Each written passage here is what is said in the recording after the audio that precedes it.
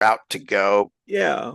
And so now I can record. So, pre-show, let me just show you to remind you of the database here. Just show an example. What this is tied in, for instance.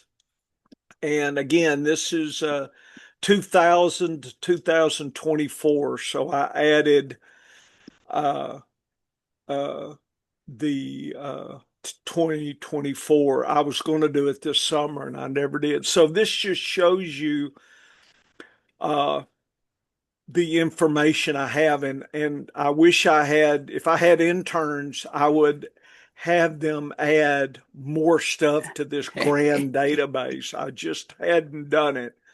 But uh, I have the year, the sector, so I divided into blocks the uh, the positional rank, and that probably should be POS rank.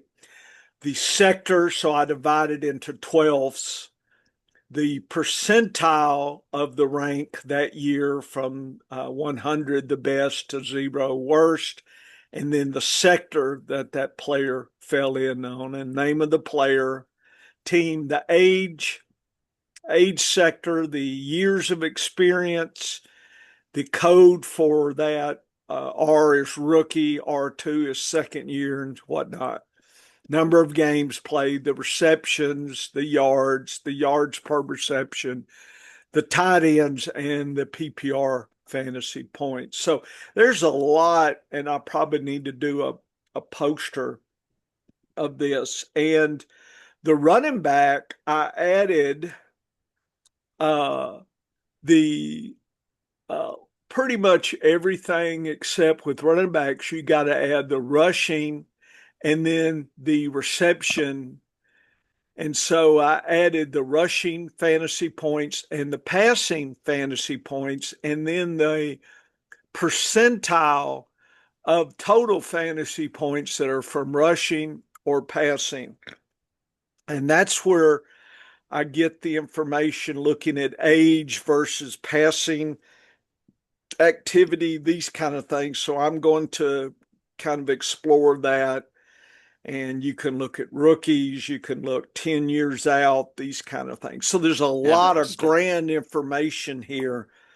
Uh, like I said, nobody else has, I mean, there's data, but nobody's done it like I've done it. No. And that's for the year 2000 up. So I've got a lot of questions I can address to this database and work on some posters here to do that. I'm doing other things too, obviously, but that's what I'm doing on that. So I just thought I'd remind you about this database. So in the back of your mind, at some point, we probably I probably will get around to doing a few little studies here. It's just hard to find time during the season because Yeah. you got to do Yes. everything else. So for Yeah. sure, the end of next year or this next season, I'll be able to do this. But anyway, I'm caught up with that, everything but wide receivers, and I will finish that. Uh, you know, to tomorrow, the next day, sometime, and we'll have it all figured out, Dennis. And if there's what my dog is doing, hey, get out of there. He's searching for treats here. Uh, I don't know what he's got. Anyway, if there's anything we can add that's easy, and I wish there were places that would be easy to drop in, but there's a lot of information here, Dennis.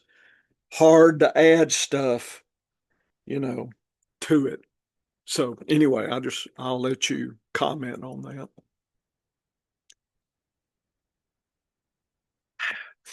Oh, can't hear you. Still can't hear you. Uh-oh. Cat must have got the mouse. Anyway, That's what I'll be doing while Dennis is trying to get. All right. Oh, Hopefully there I'm he back. is. He's back, Yeah, I'm back now. That was weird. The microphone just kind of played out. shit itself there for a moment. Yeah. And I'm Anyway, having there's trouble getting these things. Let's see. need to. Man, I'm having problems getting this to work today for some reason. Well, I don't know what's I going can on. hear you for sure. Yeah, I can hear you too, but for some reason the audio is not going into MixLR.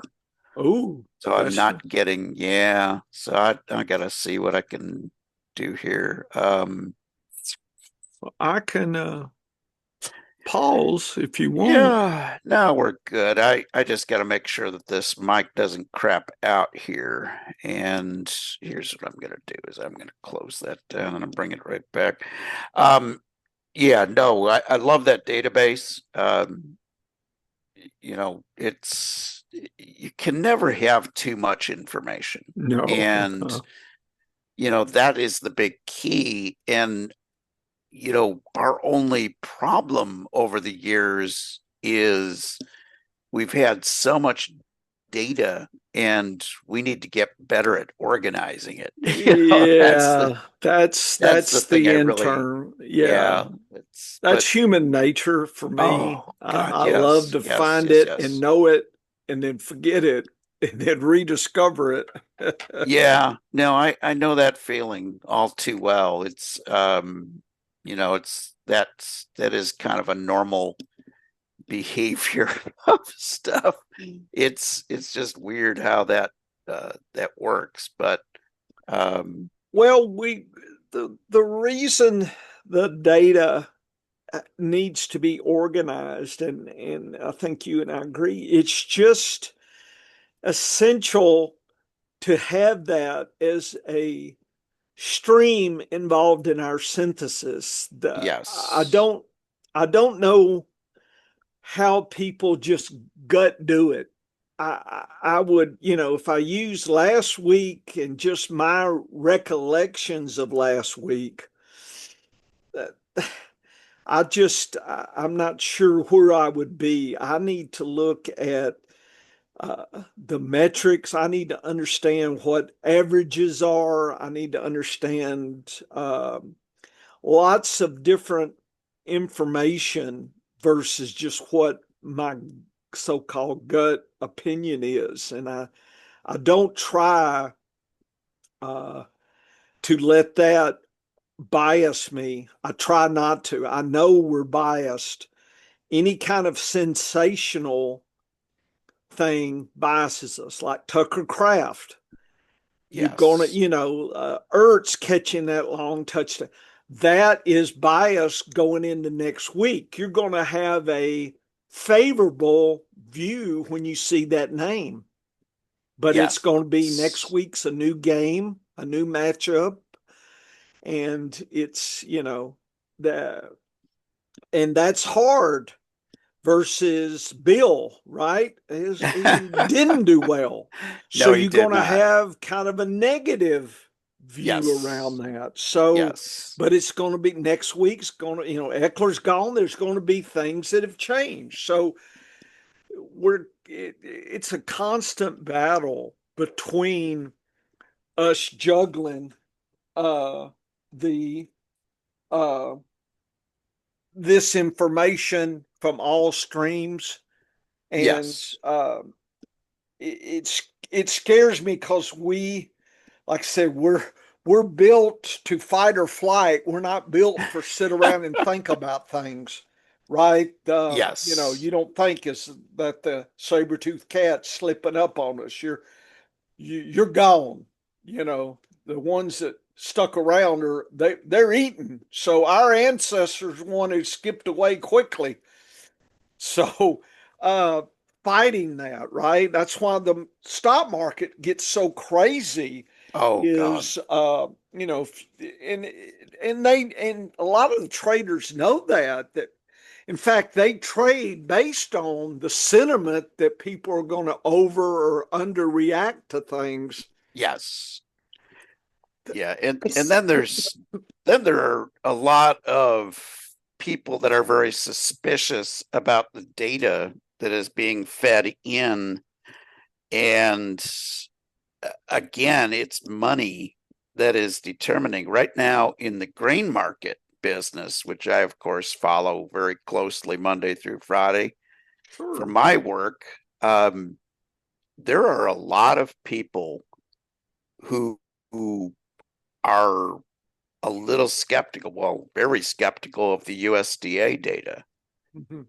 for the grain stocks because they put out these monthly reports and they came down on yield for corn, but they found more acres planted. So they went up about 3.5 million acres in the last 2 months have been more planted than they originally reported. And so people are so skeptical because they're like, well, the funds, they're the people that are hedging their crop in the market. There are people that are hedging their purchases of grain for like a, guy that buys feed for livestock and stuff like that, or Yeah. these big operations like ADM that crush soybeans or crush corn for ethanol. They use the markets to sort of hedge their bets on what the price will be when they need those products. Well, over the years, there have been a lot of these um, basically equity funds that got into trading commodities because there was a lot of money to be made and their algorithms, their computer programs said there's a lot of money to be made in trading. Well, right now they're really short in the market Yeah. and they need to purchase because they don't grow corn and soybeans, so they can't physically deliver it to the board of trade. That's what a farmer does if they get stuck on a bad trade. They just deliver the grain to the market. And, you know, more often than not now, an elevator will buy that position and take the grain from them. They won't have to ship it all the way to Chicago or KC or Minneapolis or whatever. Right. But right now, there are a lot of people that are skeptical of the USDA data because finding more corn acres while dropping the yields still kept the the size of the crop huge, and that was good for the fund traders who need to cover their shorts. So Yeah. now the question is, are the fund traders, are the big money people behind that Mhm. influencing USDA? And that Right. gets messy. So, Right. but you know how everything is nowadays, nobody trusts anybody. So, Well, as a scientist, I understand that things change, right? But yes, when somebody reports something, as long as it's done correctly and reported as is, then it's accepted that this stands until somebody else does a different experiment and it can change. So it it stands until proven false. yes, That so when data is revised, right? You get a lot of these revised job numbers and these kind of when they have revised it, that implies that they were sources of error. And when the job numbers are proposed, it's like, well, I know it's going to be revised, so I can't trust it. And that's, I think people get confused about science when somebody does a paper. They describe what they did. They don't. The right. only time they will revise a paper is if something was fundamentally wrong with the instrument, or there was Yes. the student did something wrong, or there was calculations or something egregious, but those are rare. If you look in a science magazine journal, there are, if they revise, it's, maybe an article, an issue or something. I mean, it's nothing's perfect, but it's not like every article is revised every week. It's just, Right. yeah, yeah. So there is an acceptability that in science that, if you report that, and that's why in the materials and methods, you say, I use this instrument and it was calibrated here. This was the wavelength of the light in the spectrophotometer. And so you outline, I used a quartz cuvette, right? And you'll cite where you bought that cuvette and these kind of. So if the manufacturer of that cuvette says, we were found out we were having problems and that cuvette wasn't the same thickness as standard, then you go back and say we had to redo it with the standard cuvette and we got a little bit different readings. That it would take something strange like that, and you just don't see that in the science. I mean, when something, let's just say it's so amazing when something gets changed in science that it makes a big deal, and usually Oh, it's yeah. people Yep. doing uh, basically being dishonest because there's Yes. money or job. I mean, it's something they're manufacturing data, but that's why it's so dramatic because it's rare. And that's different than the government whenever, yeah, here's the numbers. Oh, remember those numbers last? Well, they're not really right. Here's the new one. And you're thinking, okay, next week, you're going to come back and Yeah. say, well, we're over here. In other words, the Yes. data is squishy. And in fantasy football, that squishiness is not good. And you got No. all sorts of people coming in thinking all sorts of things. And last night, there was somebody talking about medical doctors and uh, doctors that are doing clinical research are affected by biases as well as non-medical science. I mean, it's just human being human. Yes.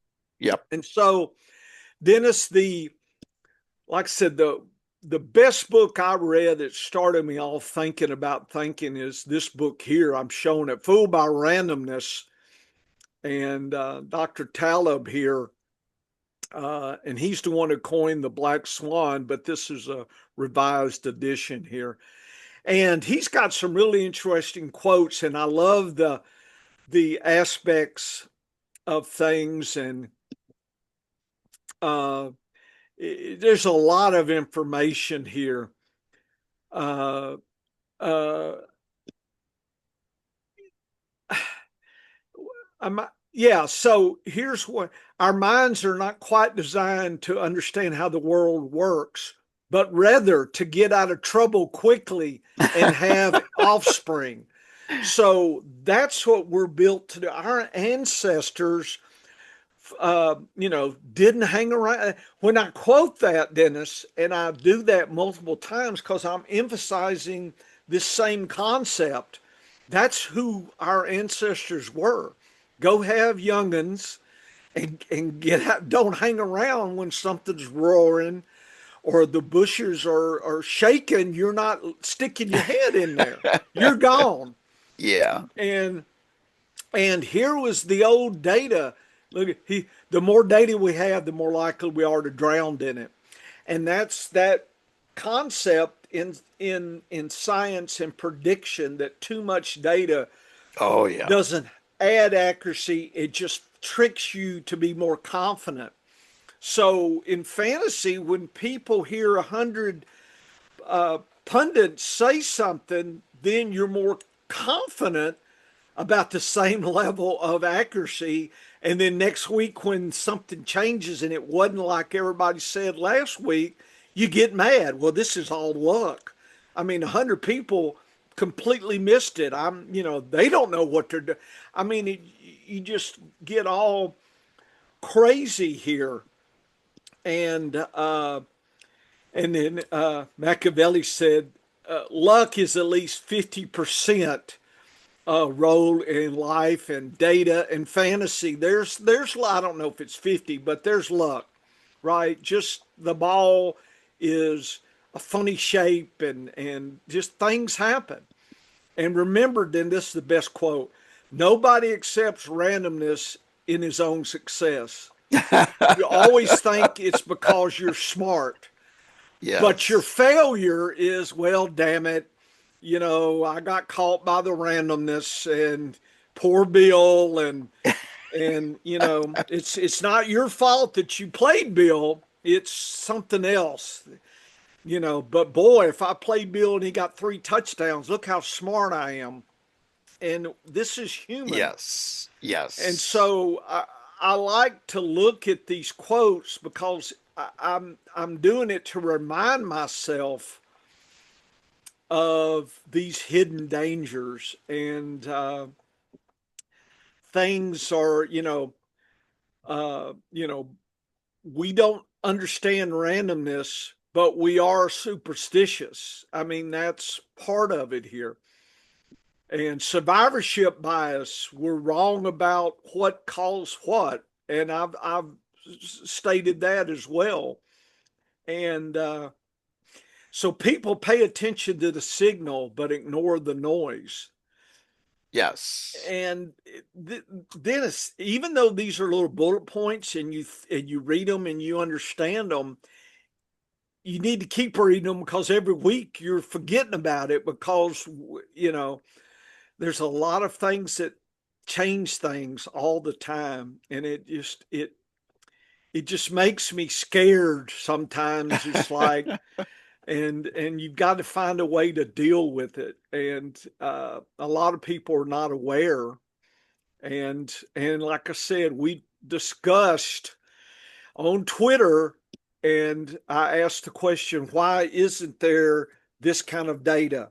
Why is podcast only about delivering and not about exploring questions and trying to do new research? Why is that not part of it? And my comment is, that's not what's being selected for. People don't want that. They just want the fire. They don't give a damn about the wood or the chopping or the process or how you do it. And that is, they're going to therefore be hostage to all these biases, and they're not even going to realize when the knockout punch comes. They're just, then they go, oh, it's luck. Nobody can beat this game.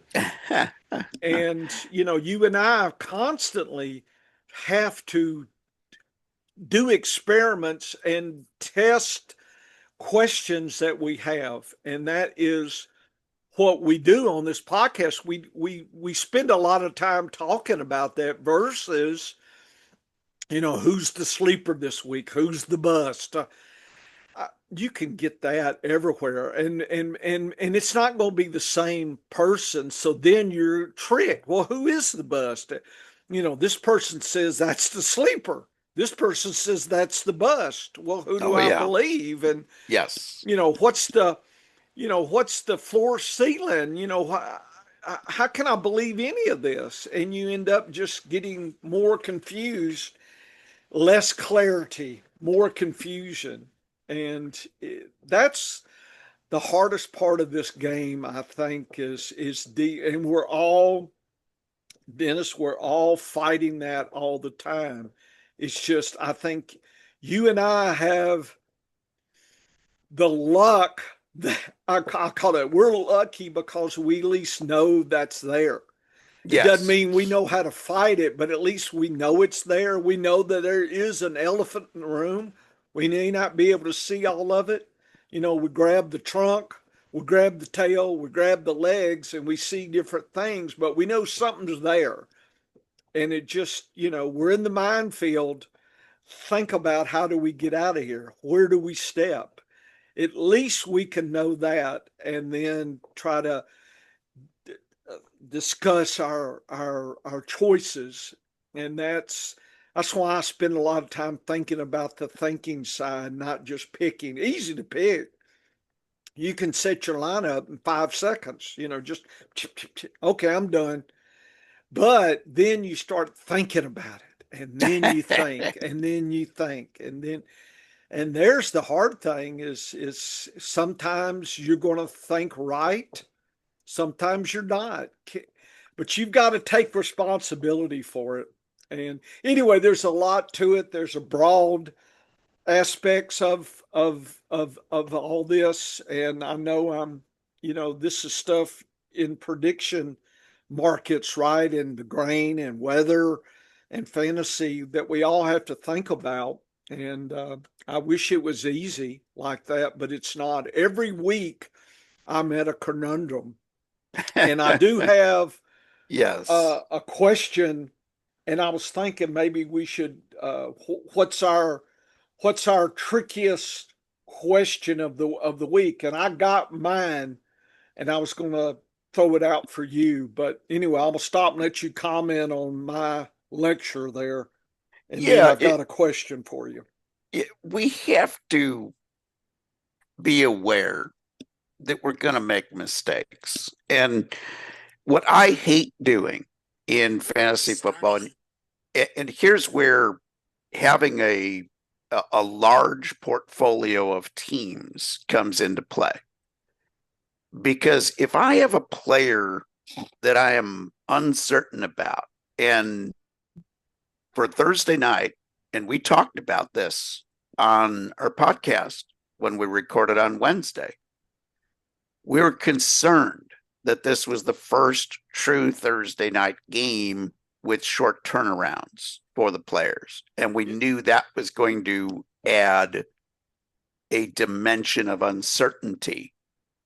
So I sat a lot of, I've got so much of Bill. I drafted so many shares of Bill, but I didn't draft him as one of my top 3 running backs, because by the time he came up to that value, I was zigging when everybody else was now zagging towards him for the most part.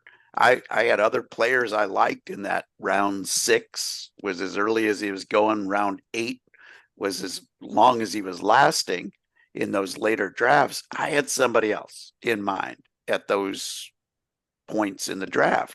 So I didn't end up with as many shares of him in the later drafts. But going into Thursday night, I knew the potential was there for a big game, but I also knew, if I were to put a range on what I expected his game to be, I had him at 3 on the low side and 15 on the high side. That's a huge range, but it's a range that I could make logical sense. I could explain why I'm there. And those are the kinds of situations where when I'm feeling that, every time I'm looking at an uncertain player in my lineup, I'm looking at the low and the high. What is the worst this player could do? And yeah, the worst is always 0. But what's the logical range? I always try to set up, just like I do at the beginning of the season. I try to nail 80%. Like, where is my range that I would be confident of 80% success rate or higher? And that's 3 to 15. Like, that's where he was this week going in. So then I know that, and I look at the particular team that I have, and I look at the other options to start. And if I had an option that was like 8 to 12, I was taking that over Bill. But if I had options that were like 4 to 11, where they were equally unimpressive, I was taking a shot at him in the lineups. So I didn't have, I had maybe 25% of my shares in action on Thursday night. So it didn't hurt me. Like, it wasn't a big deal. On the flip side of that, when we looked at those matchups, at tight end. Yes.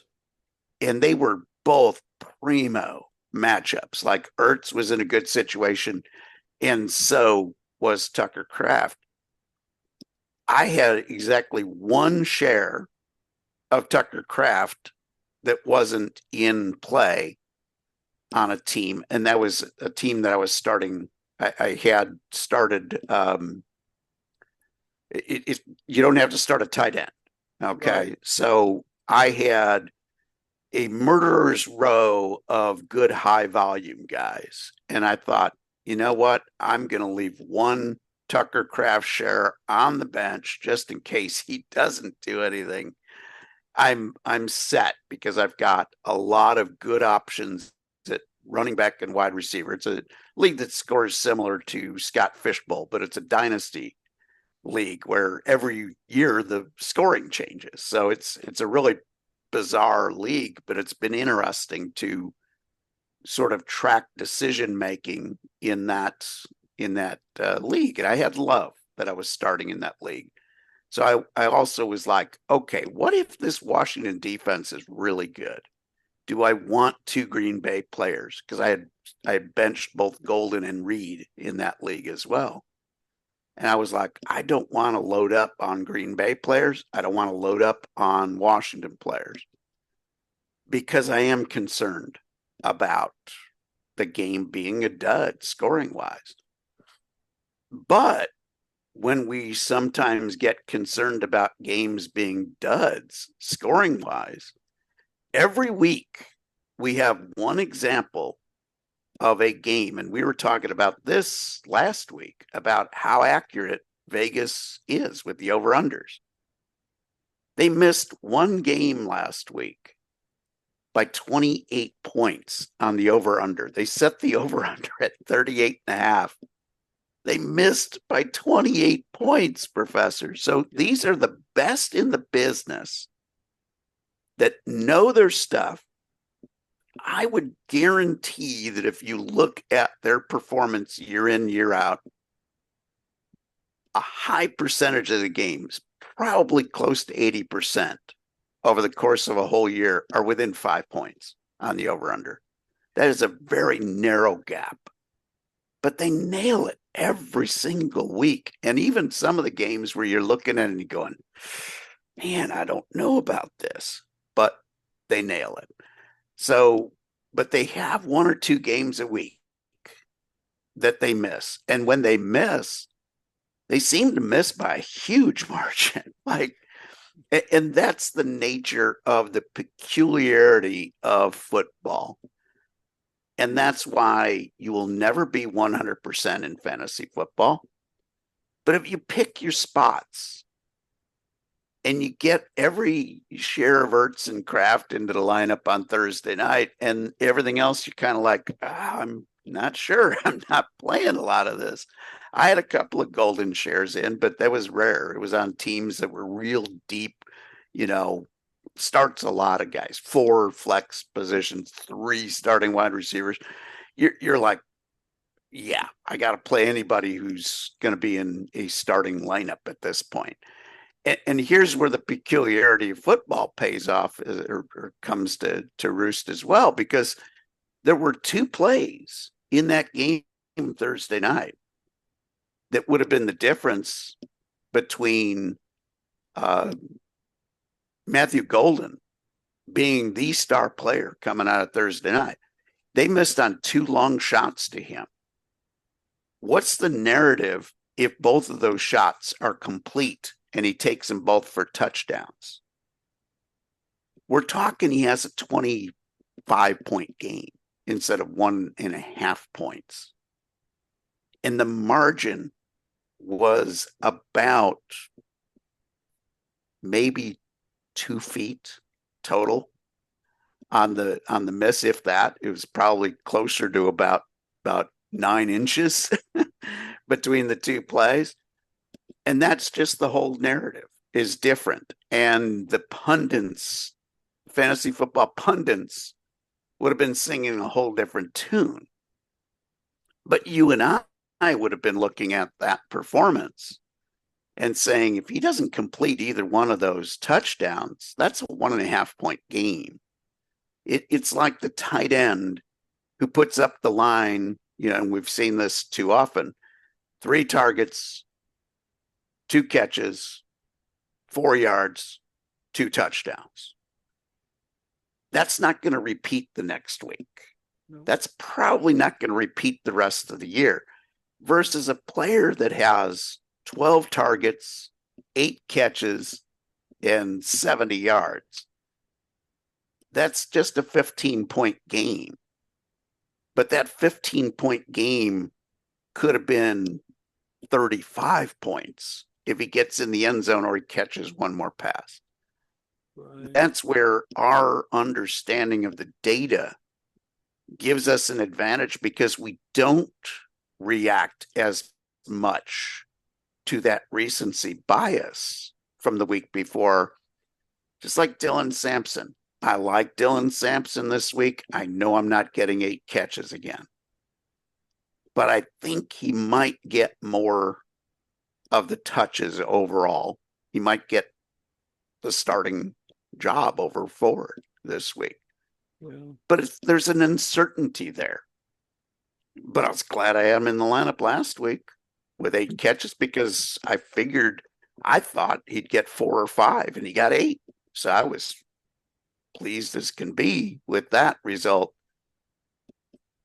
But those unusual games, those big games like that, are very hard to replicate week in, week out. But we tend, and I say we, the fantasy football player, tends to look at that recency bias in either direction. Either a really bad game, like Isaiah Pacheco. He had, in my opinion, a really bad game week 1.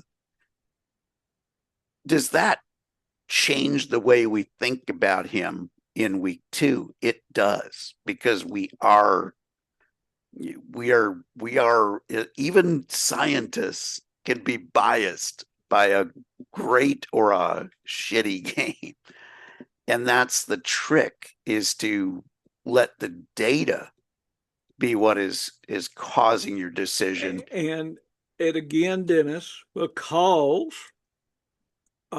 we are beyond just delivering information. We actually create it. While you were talking, I found and got my database of the tight end touchdowns per game average from last year to the year 2000, and I've got a box and whisker for you. Ooh, I love it. And so guess what? 0.02 is 75% or less of tight ends over those times, 0.2. So that means every 5 games, they've got a touchdown 75% of the time.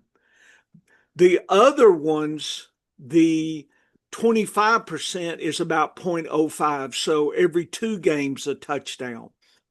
So the tight ends that could get on average, 1 touchdown per game. I suspect they didn't play a lot of games here. Some of these are so extreme.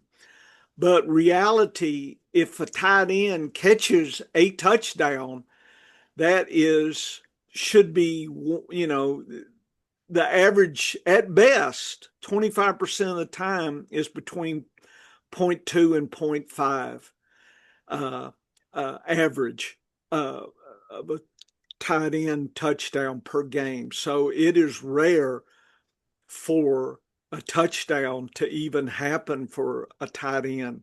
So those that can get you a lot of touchdowns per 16, 17 games, 10 that's pretty amazing, Dennis. And I could find that number. We could get, like I said, having this database, I could get you what it looks like here. I can do this. The number of touchdowns when I do the box and whisker here, And that's part of science, and the data is it's important to understand, and that's called reference class forecasting, is what is the expectation of it. And here's the expectation that this is total uh per season, Dennis. So this would be tight ends, total touchdowns per season. And at best, about five at best. So the top 25% of tight ends are getting between two and five per season, per Wow. 16, 7 per season. Most of most tight ends, if they get two touchdowns a season, probably the average is about one touchdown. So 50% of tight ends don't even get a touchdown or one touchdown. That gives you What? an idea. When a tight end gets two, that puts them so far ahead of all the other tight ends. And I know tight ends are weird because some of them won't even get many targets, right? I mean, that's the trick. But just the ones that have scored touchdowns, this is that data, Dennis. Yeah. And so now I'm reporting this because you know, I don't know. Anybody ever showed this? I don't think so. No. Yeah. No. But it's And important to realize how skewed, and I could give you running backs, I could give you wide receivers, the same data. And if I once I complete this, if we do have questions that come up like we just did, I can go to my database and get the grand picture. So when Ertz, he got two touchdowns or one? Uh, uh he yeah, got, that's a good question. did he get two or He one? might have been two. Let's see. I I think he don't might have. remember. I gotta look it up because it's out of my brain the minute Yeah. it's gone. Nope, he only had one, but he had Okay. 6 catches. Holy Yeah. cow. But, and again, I could do receptions Yep. and give you a box and whisker. And, I'm going to guess it's as rare as touchdowns, a lot of these catches.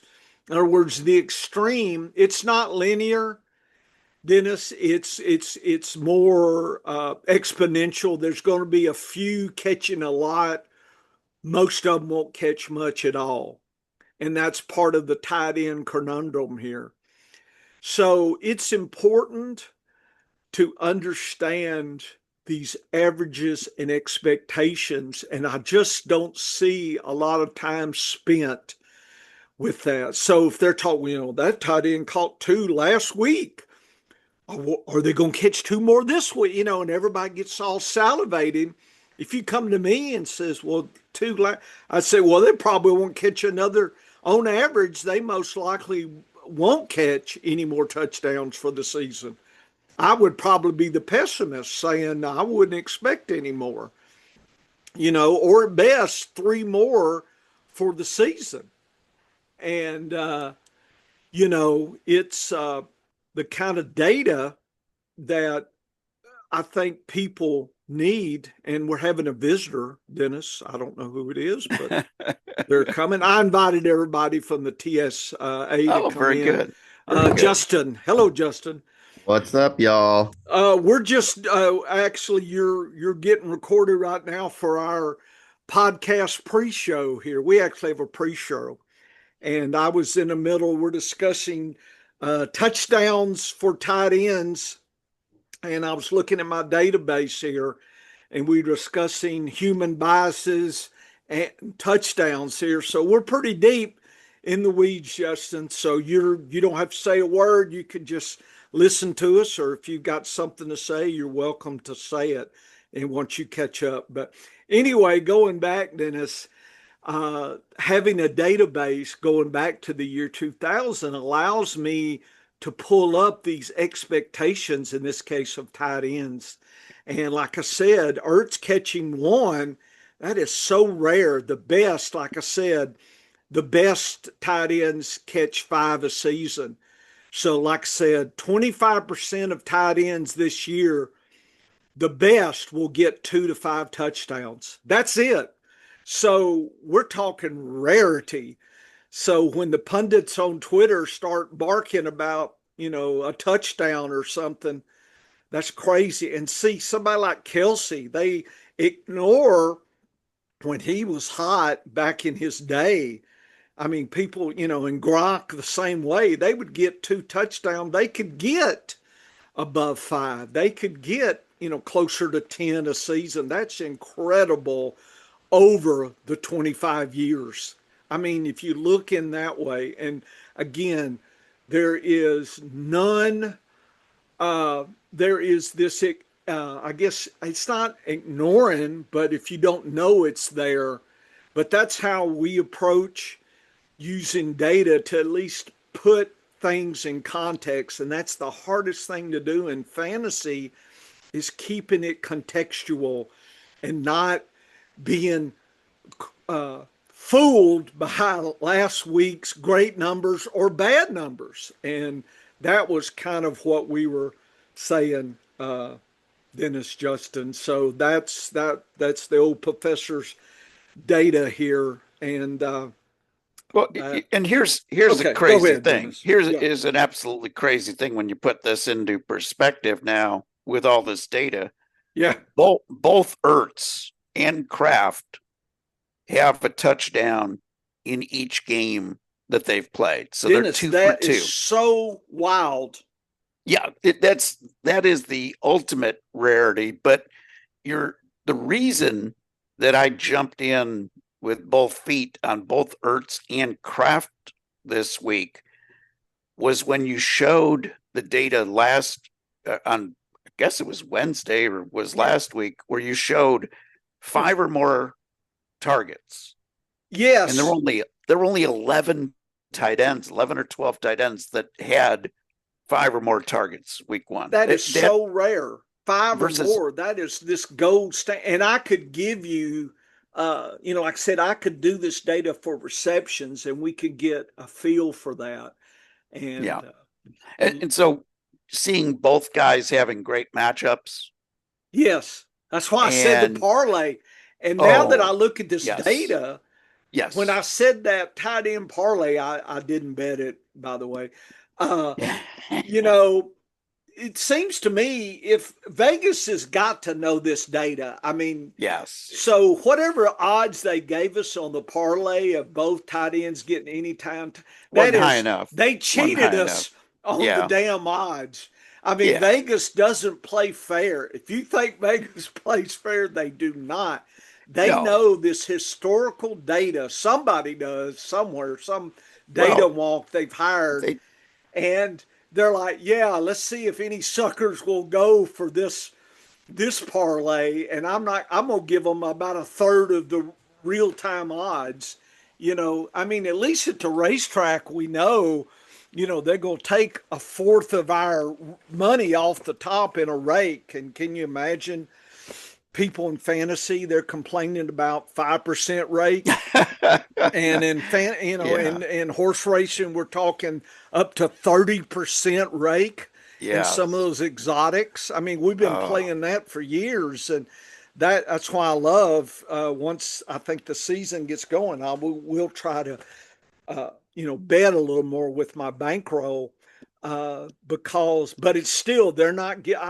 They should let us set the odds. Of course, Vegas won't. But that there's got to be some crowdsourcing. There's got to be something here. I can get better odds. But anyway, I realize now, Dennis, and I was ignorant until I saw this data. 2 anytime touchdowns for tight ends. I can imagine for wide receivers. And once I complete that data updated, we can talk about, if you'll remind me, I'll forget, Dennis. There's going to be 7 days between now and next week when we do the podcast, but I should have the wide receiver data set, and we can look at that and see. And I would love to track the odds that 2 wide receivers would score a touchdown. And maybe even in the game, they should have even rewarded you more for doing it within one game versus the week. Dennis, I'm telling you, the odds of that happening, Kraft and Ertz getting touchdowns, uh, we weren't even in the same game. We weren't even close. They should have gave us way more money than they did. Of course, that's why Vegas has hotels and the sports whatnot. the sports Uh, books never get smaller, do they? They just no, no, and that's the thing, and yeah, that's why I keep raving, to people. I sound like a lunatic sometimes on Twitter. Why are you playing these 10-leg parlays? I know it's, the juicy number at the end for betting just $5, yeah, but there's a reason that they give you yeah, large odds yeah. because the odds are not forever in your favor. No, It's they are not. you're They want to trick you into doing that, right? yeah, so Sure. that's the whole game there. Yeah, But and that's why I've told people, if you're going to do a 10-leg parlay, yeah, take your favorite four out of that and play it separately. Now you've got a backup yeah. that will win, and make sure you cash And is the at the game. horse racing, when you do a pick six, do a couple two pick threes in there. I mean, if you get Yes. lucky and you get 5 out of 6 and that's all you played, think about it. You could have hit a couple pick Oh, threes or something. I mean, you caution yourself money and you're saying, well, I don't have a lot of money. Well, then you should not bet pick sixes until you've got a bankroll, right? That will be sufficient. You can cover your back end. And people, I think, they'll take $10 and it just that is it would be better to wait a season and save, take $10 a week and save it and build your bankroll to where you got a little bit so that you could play $2, right? So if I saved 100, then there you go. There's your $2 parlays right there. But don't, because if you bet with $10 bankroll and you start losing, and you're liable to go back and hit that ATM card again. I know I've seen it at the track, Dennis.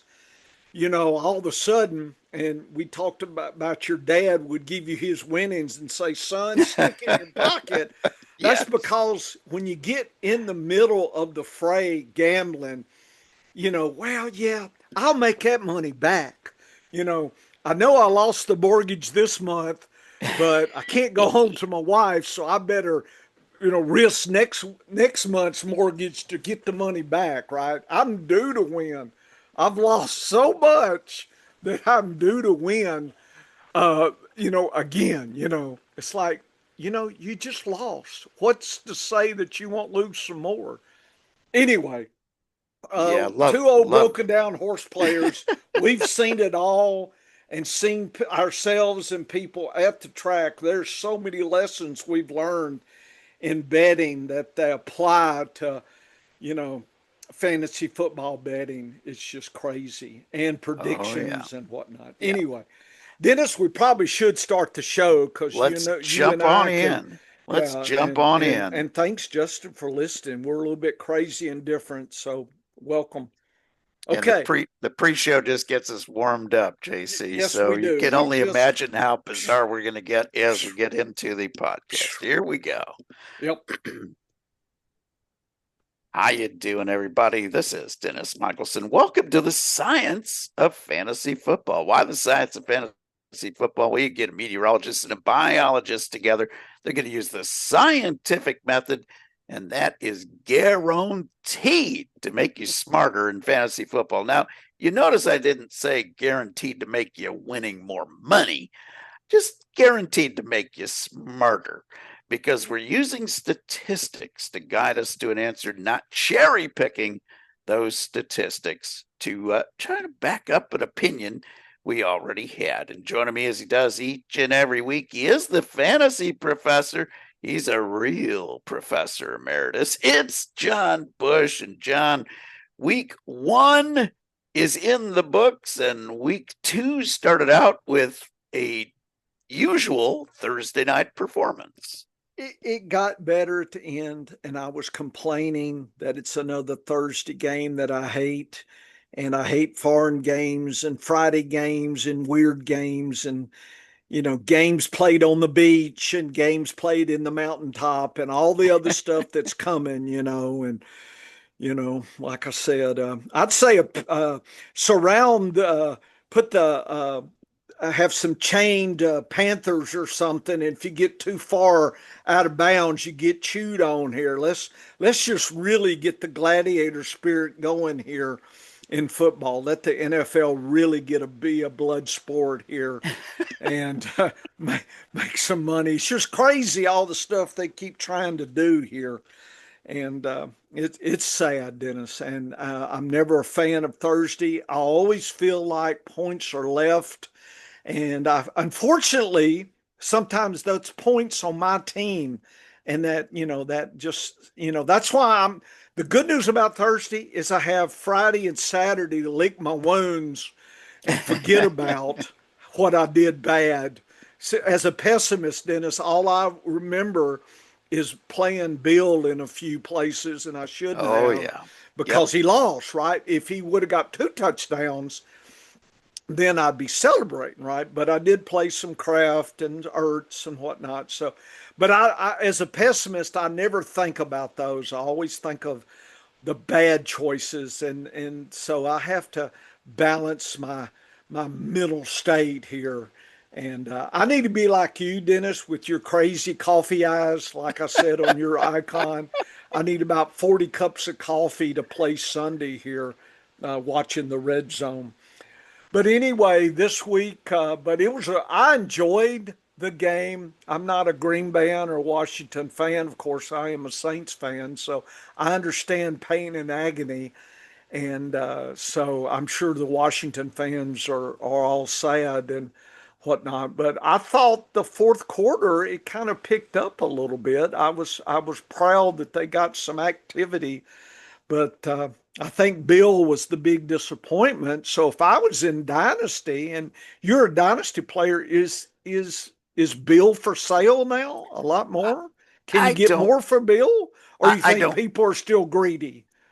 I don't think you're going to get a bargain on Bill because Eckler went out with a season-ending Oh, injury. that's right. See, So, yeah, if one Eckler, step forward, one step back. Got yeah, it. Yeah, and I yeah. hated to see it too because there's nobody in the NFL, no player in the Oh, yeah. NFL who has embraced fantasy football more than Austin Eckler. And, he understands that this crazy game called fantasy football brings more eyes to the sport and therefore puts more money in his pocket. But he also enjoys playing fantasy football. Well, So who doesn't? it's no, and Yeah, who who doesn't? doesn't? And Yeah. as a matter of fact, we've got a guy in our studio audience today Your that studio that audience. Woo enjoys woo. fantasy football a lot. And I got to ask him because JC's a big Minnesota Vikings fan. Does that scare you watching how good that Green Bay defense is this year? I don't know if he may be asleep, Dennis. You may be. We may have put JC to sleep, but we'll get back to him Oh, when we. Oh, I'm there sorry. he is. I would say Green Bay's defense looks really, really, really good. I don't know how scared I am of it yet because we've only seen 1 week of JJ McCarthy. Yes. And it took him a little bit to develop in that game. Obviously he's not a rookie, but I still consider him a rookie since he hasn't played a full game, and this was his full game this last week. And obviously, he needs to see game speed is a little bit different than college, right? Especially going to a different to a rivals stadium, and it's Soldier Field. But that second half after that interception, you could just see him, compose himself, and boom, three touchdowns, in that fourth quarter. It's going to be interesting to see what he does. I want this week at home. If we can see him come alive in this offensive line, keep him from getting hit, I'm not as afraid of that Green Bay defense as most people are. I want to also see them go against. I want to see Green Bay go against Chicago because Chicago played pretty well. They just kind of fell off at the end. So I think Detroit's just does not looking good. So like there's that. Commanders looked a little slow too. That offense looked slow. So I want to see them go against a stronger team. Yeah, I agree with you 100% there. And JC, of course, from the sports affiliation, where you can watch our matchup lab later on That will here do. for Yeah. And today. snap, crackle, pop, Dennis, your pop. Logo. Hey, I just by the way, I did just create y'all's logo. So when you guys get a Oh, chance, check it out in the group chat. I posted it oh, so y'all can let me that's know what you great. think. that is Huh. fantastic. And yeah, I'm enjoying doing Snap Crackle Pop with Rick and Greg Kellogg. It's an interesting concept for a show. It's short and sweet, and hopefully I'll have some success in handicapping some guys for the pop segment. This week I've got two of my four guys or two of my five guys that if they don't cash, I might have to consider telling Greg he needs a replacement for me because Yeah. they were they were really the low hanging fruit of things here. And unfortunately, one of my guys, because we do this show on Tuesday, one of my guys is going to miss the game. So Brenton Uh-oh. Strange would be my second tight end that I would plug in as my pop guy this week because I was all over Goddard having That's a good game against Kansas City. right. They give up so many points to the tight end position. But boy, injuries, we mentioned Goddard. Nonstop. Oh my goodness, Bowers questionable going into Michael Monday Mayer, night. man, that could be a fun pickup out there on the waivers. Yes, and here's the thing, guys, is I think this week, how does that change your mindset on setting lineups for Sunday when you have two Monday night games, not just one? JC, what do you? I mean, it doesn't change me, but I guess if there's players that are injured, then I guess that's the change. It may make you take a player you don't want because they're playing. I think if it's something to do with injury, are we talking a little bit more about injury? More injury than Oh, anything then else. Yeah. if I'm the owner or if I'm the Brock Bowers manager, I'm definitely going to go out there and just get, Mayer just in case, right? Because I'm not trying to sit Bowers. But if I have to, I'm going to grab the guy that can. I mean, Mayer, when he got drafted, was the guy. I mean, he came out and he was super talented. I mean, they just, they wanted to go with Bowers. There's nothing wrong with that. I mean, Mayer's up there in talent wise. So if their system now is developed to be throwing towards Bowers, and Mayer get an opportunity if he steps into that position for the week. I Yeah, just and don't know and why they would Mayer, change their game plan. no, and I don't think they will in this case. In when Bowers is healthy, Mayer's handling the regular tight end duties. So Yeah.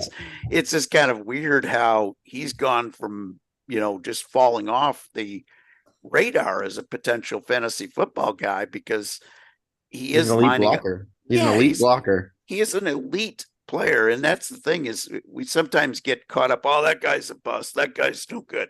No, he just is in a role that doesn't score you a lot of fantasy football points. Yeah. But he is one heck of a player. I mentioned Dallas Goddard. He's out this week, so people are going to be scrambling to find some backup if they're playing Goddard. Hopefully, you listened to us earlier this week and got as much Ertz and Kraft into your lineup. How about this, guys? Xavier Worthy, who was written off as dead last Friday after the separated shoulder, he was practicing yesterday and catching passes one-handed with the bad arm. So, come on, Dennis. He not going to play this week. But he's not going to play this week, I don't believe. And he couldn't get the arm, in the videos that I saw of him catching passes, he couldn't get the arm above his chest. So it wasn't exactly reaching for the ball, but still a lot better off than we thought he would be. Coming out of Thursday night football, there's rumors that Jaden Daniels is dealing with a minor knee injury. We saw Jaden Reed with the broken collarbone. He's gone for most of the fantasy football season going forward. And Austin Eckler with the Achilles finished for the season. Those were brutal, brutal injuries on a Thursday night.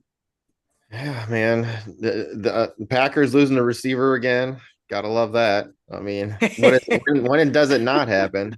What are you? Yeah. I want to know a little bit about your thoughts on Golden. What are your thoughts on how his performance was? I mean, I think he looks more like a returner, and to me, he almost looks like Jameson Williams in his first year, where they're just going to send him on go routes. Well, we're talking about that in the pre-show today. How would the fantasy football community have felt different if both of those long passes, instead of being close but incompletions, had both gone for touchdowns? He would have put up 25, 27 points, and everybody would be like, "Oh, he's the greatest thing," Hey, that's Will Fuller for you. Yes, yes. And so here's the thing. At the beginning of the year with Golden, I was all over the guy. I had so much of him in rookie dynasty drafts, so much of him in redraft. But I said I was drafting him with the idea that I'm not playing him in the early part of the season. I'm spot starting him if I'm really weak in a particular team. And one of my strategies kind of backfired on me. Uh-oh. Late in the draft. Oh yeah. It backfired because I was able to get both Rashee Rice and Matthew Golden on the same team. Okay. And I was thinking, okay, so here's how it's going to play out. Get the first 4 weeks out of Rice. And by the time Rice goes to suspension for 4 to 6 weeks, I got Golden into the offense. And so I'm going to just plug and play starting week 5. Well, that worked out really well. No. Starting the season with 6 weeks on the bench for Rice. But, so I've had to play a little bit of Matthew Golden. But now with the Reed injury, I think there's a possibility. But here's the other thing that I did. If I had Matthew Golden on the team, I drafted some Romeo Doubs late. Yeah, Dobbs. Yeah. A lot of people sleep on Dobbs. I just don't get it. He's the most, I mean, I think he's the most dependable guy on the team, besides Kraft. And here's the thing, JC, when I grabbed Romeo Doubs, I thought there was a good chance, especially early in the draft season, I thought there was a good chance he gets traded. And I'm okay with that because if he stays on the team, he's a reliable guy that I can plug and play. No, he's not going to get me 20 points, but he's going to get me 6 to 12 any given week. And if he gets traded now, is he in a better situation? Is he somebody's WR1? Because he's stuck down the list with the Packers, although now moving up quickly with Jaden Reed going down. But until Matthew Golden really gets a handle on how to run more precise routes over the short part of the field rather than just going deep, they will use him more on these jet sweeps and stuff like that. So he's going to get some usage. But I thought by week 6 that Golden would be up to speed in the NFL. And I still think that. In fact, with Jaden Reed going down, it actually makes that a little bit more of a sure bet. But the other guy that I like that I'll be picking up this week in waivers, Professor, Dontavian Wicks. Yeah. Wicks and Dobbs are an interesting 1-2 combo now for the Packers, and they could both be productive on a good week.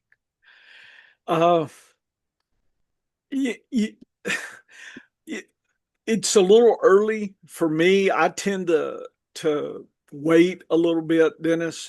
Dennis, you're an optimist. I'm a pessimist. I want to see all the possibilities, but I think he'll be cheap enough that if I do go for him, I won't have to spend a lot of money for him. Oh yeah, this week Yeah. Oh, my waivers. Butte was the one. And, Dennis, uh, you and I talked about that setting waivers. And, I only got him in about 4 out of about 38 tries at $146 out of a Wow. thousand. I Wow. mean, people were just slapdog nuts trying to get him. So Dennis, I'm Wicks, I would think would be reasonable, but Should be a dollar holler with yeah, Wicks but this I'm week. just concerned He's gonna seeing. cost. He's gonna cut. We don't know how many more injuries are gonna happen to players this week. So I mean, Yeah, if you predict, I mean, if we That's want to true, go but off predictions off of already how many injuries already happened to good I players, yeah, I yeah, mean, it could be another 5 guys out this week. You know, yeah. but I So no. but I think Dobbs gets the he'll higher get the bids. attention. He'll get the attention because he's I still don't know, available in a man. lot If of you look at leagues. a lot of people were more higher on or more high on Wicks last year because of his. I guess if you go look at his statistics, he had better, more yards, better catches. I guess. I mean, they were close, but I think Wicks was kind of that guy, and some people still, I think, are kind of they see Dobbs as just that man kind of guy. I don't know why. To me, Mhm. he's the most dependable guy on the team.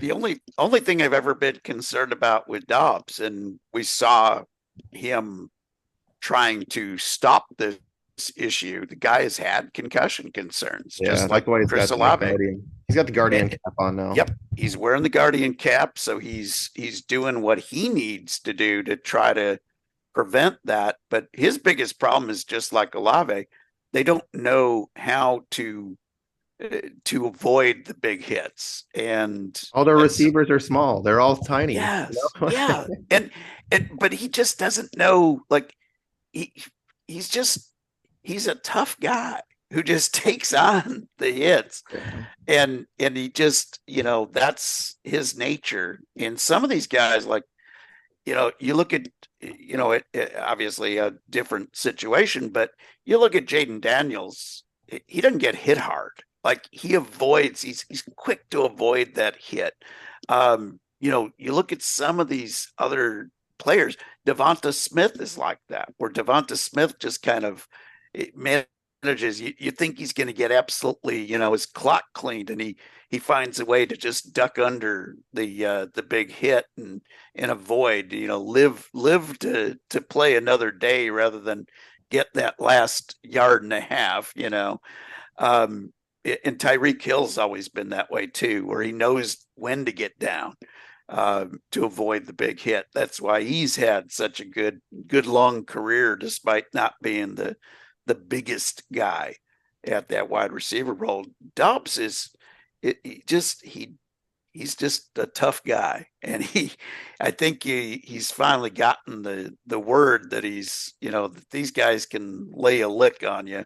But it's going to be interesting to see how waivers go next week, because with Reed out and Golden underperforming. And here's the thing, Professor: if I Yeah. see any Golden shares Mhm. show up, if the people are giving up on him, I'll be all over that as well. Yeah.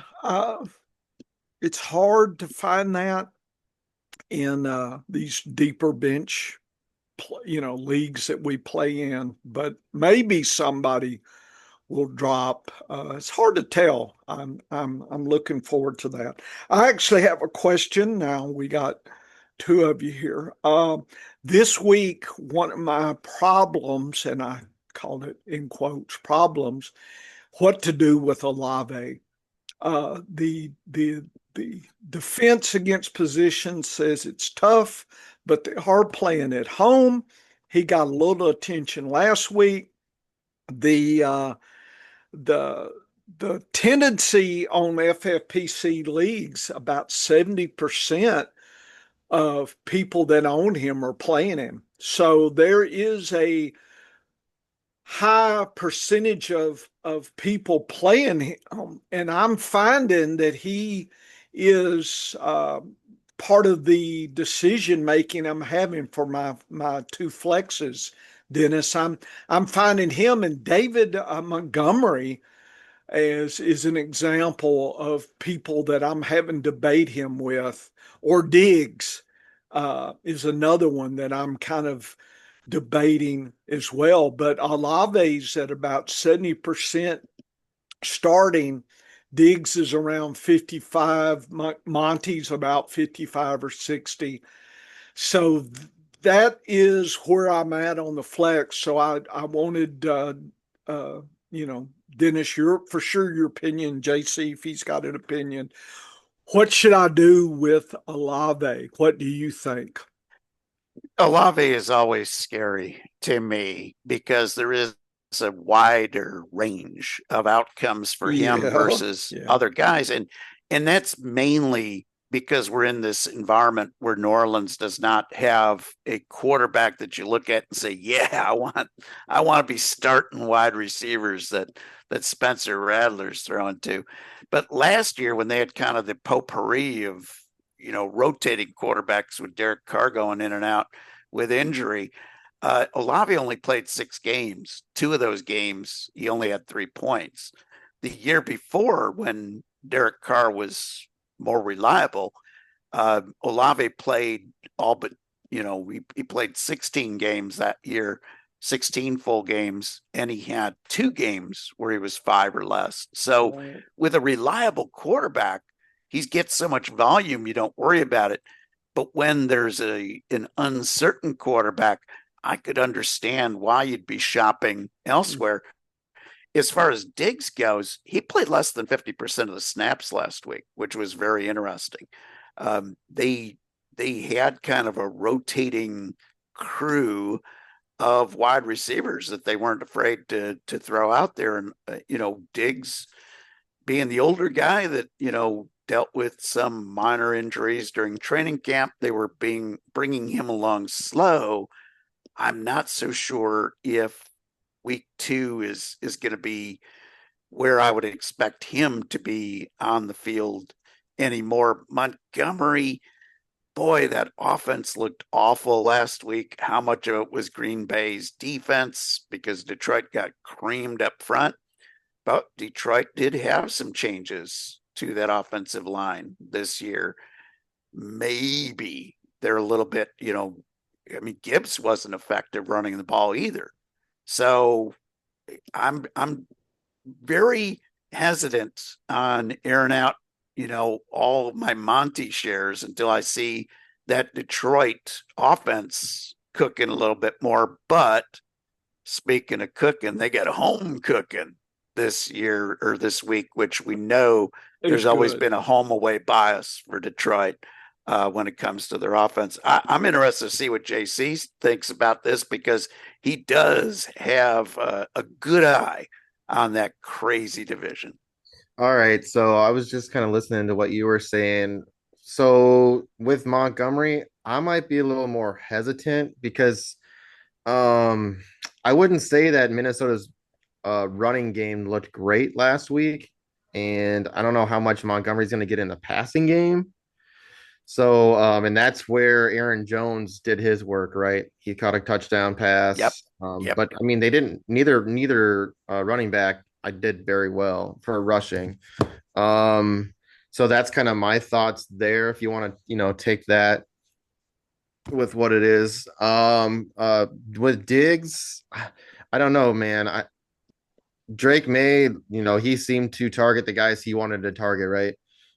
We saw a big game from Butte, which we haven't seen right in a while. So I think that's going to be the kind of guy there. I'm looking at Olave. Olave had 13 targets last week. Oh yeah. Yeah. I like that. And Spencer Rattler threw the ball 46 times. Yeah. I also like Yes. that. Yes. Hey, look at San Francisco last week. Guess what? Wide receiver went off and had a huge game. Jackson Smith and Jigba. He had Yes. 13 targets as well, and he Yep. had 124 yards. I'm gonna bet on that. I'm going to bet on that. I'm going to bet on the guy who had 13 targets and has a potential to go against a defense that could give up a huge game to the wide receiver one on the team. And nobody else saw targets on Seattle last week. That was the No, I mean, crazy Darnold thing. only threw the ball like 23 times. He's not Yeah, good. you Minnesota's know. pretty happy with what their decision was. See, Oh yeah, yeah. They definitely made the right decision there. But very, very, very interesting, Professor, because Well, I I'm mean, that also. explains, I Yep. think, the starting percentage. And I do appreciate that. And I haven't done the metrics, Dennis. And that's something that we probably should track is kind of, it's kind of a weekly ADP as it was, with the starting percentage that FFPC gives you, lets you know how many people that have him are starting him. And he wins. Like I said, he's 70. Those other ones are in the 50s. Yeah, So there and I'm is, leaning that. and if you're betting, then that metric would tend to tip you to Olave. And just to let y'all know, that is my default position that I decided last night on Olave to stick him in. But getting ready to hear other ways and just watching for injuries, but right now he is in my default start over those other two guys, Yeah, if that's my choice. yeah, I have a lot of Olave in my lineups. In fact, Yeah. I don't think there's a single lineup where I'm not planning on starting him this week. Yeah. Uh, because that when you see double digit targets Yeah. and you've got a young quarterback who, what that tells me is that Mhm. that's first read. That's not, I'm not getting, as your young quarterbacks, they're not going to get very deep Right. into moving the ball around. They're Right. first read, and the first read is going to always be to Mhm. Olave. And you know, the other guys you have, Shaheed, Cooks, Devon Vale, who's I think going to be a decent red zone target for them, but other Mhm. than that, he's not going to be a, I mean, he's a big guy, but he's not going to be taking targets away from Olave if Olave is healthy. Now, if something were to happen to Olave, then I Yeah. get interested in either Shaheed or Vale in my lineups because Vale would get more snaps, and whoever Rattler seems to be clued in on, that'll be the Yeah. guy. But Olave getting so many targets, he didn't do a lot with them. 12 points is a little disappointing if you're getting double digit Well, yeah, he targets, that's only but got about. like he only got like 55 yards. I mean, he didn't. yeah, but You're I'll San take it. Francisco. Got to remember this too. San Francisco. This is going to be their second week in a row on an away game, so they're traveling again. That's That's good. what you can kind I of look at. like that. And they don't tend to travel well. Now this isn't And they're East traveling Coast, across but the country too. yeah, yeah. So Across two this is time zones. yeah, this is another big time zone switch for That's them, and they another thing don't. to think about. Yeah. Yep. So I'll have Olave in my starting lineups, but it is one of those deals where it's you start him and you're going, all right, I'm depending on Spencer Rattler. Yeah. Boy, that makes me feel good. But it is, He's not that bad. Come on. He and played pretty well Sanford, for the SEC and for yeah, Gamecocks, so he didn't look bad last week. he's Like not terrible. he looked like an NFL quarterback last week. I will say this: he made, if you compare two different quarterbacks to each other, one with a lot of experience and one with very little experience, he made, if you showed people and were able to blur out the uniforms or whatever, and you fool them, Tua looked like the guy that you'd expect the performance out of Rattler. That was the performance. Tua threw to the open receiver, but the problem was the open receiver was wearing the wrong color uniform, and he actually could have had 4 or 5 picks on the It's day all with those the. concussions. He can't see the Oh my colors or what. Lord, he was I'm sorry, I don't mean to awful. laugh about concussions. Oh, he was absolutely absolutely awful. And I don't know what to do with the assorted pieces on the Dolphins this week. I did draft a lot of Waddle. I don't have any Tyreek Hill in redraft, but I'm not sure what I'm doing with Waddle yet because I'm just not all that confident in the Miami offense. But Professor, we should get to a few Few games, handicapping yeah. games, but we are going to Yeah, I think on we the should do Frisco and New Orleans since we just talked about it. I know it's one of the lower scoring, but there's some other ones we can do for the matchup uh, that works. podcasts. That works So, for me.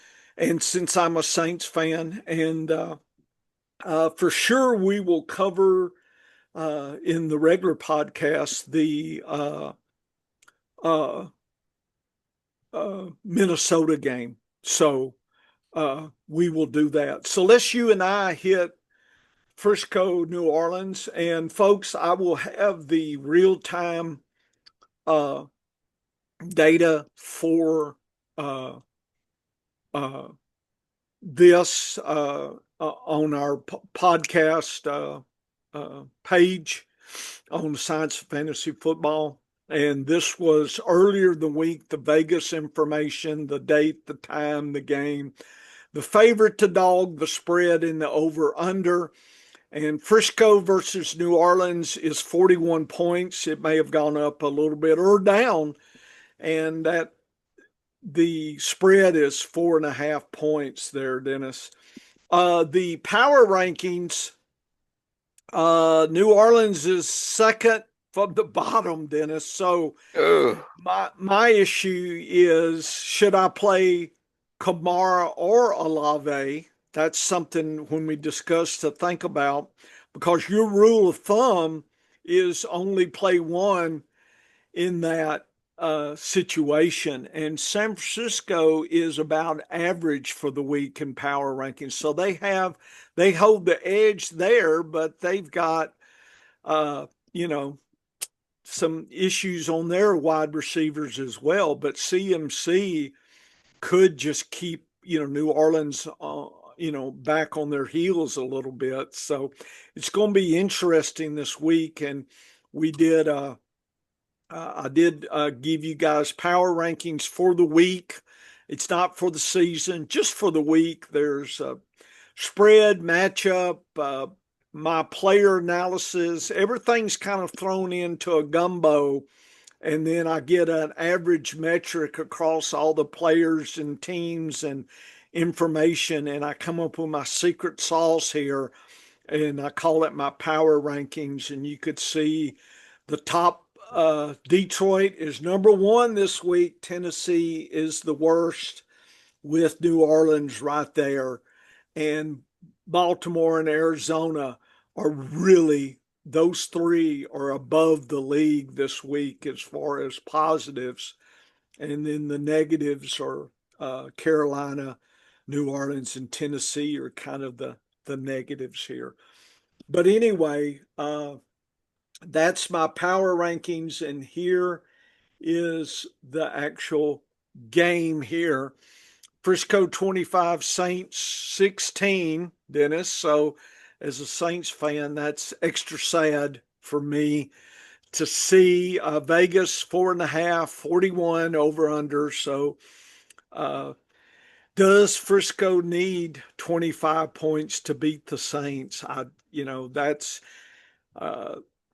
that's always the question on these low scoring games, especially if there's a little skew in the points here. Does the favorite need that many points to beat the dog? That's the question. I'm hoping New Orleans at home will surprise people. I, I hope so.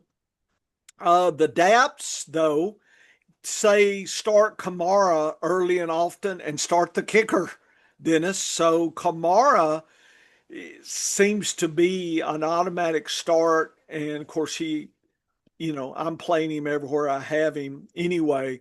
But like I said, Olave was the issue because Frisco plays the quarterback, the wide receiver, the tight end, the passing side tough. But that, again, they're traveling, they're playing New Orleans at home, and so they're a home dog.